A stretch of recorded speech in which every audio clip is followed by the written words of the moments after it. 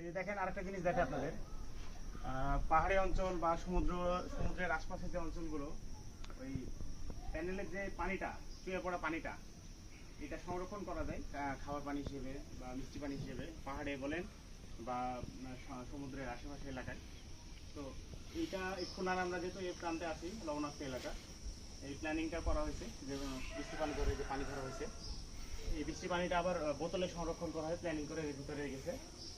আসেন আপনাকে দেখাই, এটা পাহাড়ে করতে পারা যায়, এই পাহাড়ি অঞ্চলে পানির সংকট প্লাস সমুদ্র অঞ্চলে, এটা এখানে নিয়ে আসেন।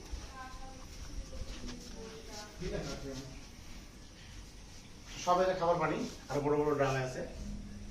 এই পানিগুলো সংরক্ষণ করা হয় মূলত মিষ্টি পানি হিসেবে।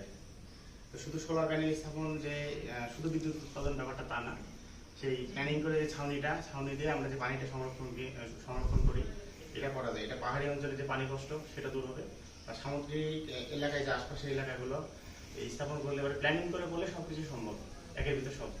আসলে এবার ব্যাটারি আর ইনভার্টার দেখাই, পোস্ট করো।